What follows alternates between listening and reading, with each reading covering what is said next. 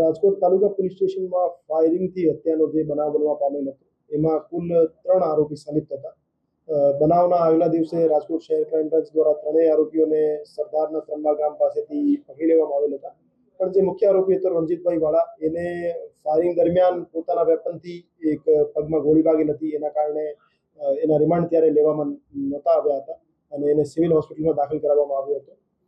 Civil હોસ્પિટલમાંથી discharge કર્યા પછી એ મુખ્ય આરોપી જ્યુડિશિયલ કસ્ટડીમાં હતો અને ગઈકાલે જે આ મુખ્ય આરોપી છે રણજીતભાઈ વાળા, એનો પોલીસ રિમાન્ડ લેવામાં આવેલ છે અને 18 જુલાઈ સુધીના પોલીસ રિમાન્ડ મેળવવામાં આવેલ છે.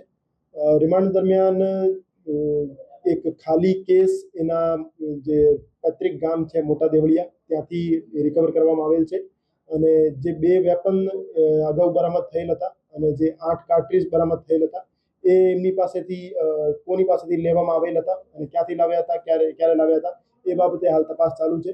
એક શંકાસ્પદનું નામ આપ્યો છે, પણ શંકાસ્પદને હાલ ક્રાઇમ બ્રાન્ચે લઈ આવી વેરિફિકેશનની કાર્યવાહી ચાલુ છે. વેરીફાઈ થઈ હતી એનું નામ પણ રિવીલ કરવામાં આવશે અને હાલ આગળની પૂછપરછ અને તપાસ એ આરોપી મારફતે ચાલુ છે. આ રણજીતભાઈ વાળા જે છે એના વિરુદ્ધ 2015 પહેલા કુલ 4 ગુના દાખલ થયેલા છે, જે મેં 3 પ્રોહિબિશન એક્ટના ગુના છે અને એક માલવીયાનગર પોલીસ સ્ટેશનમાં મારામારીનો ગુનો દાખલ થયેલો છે.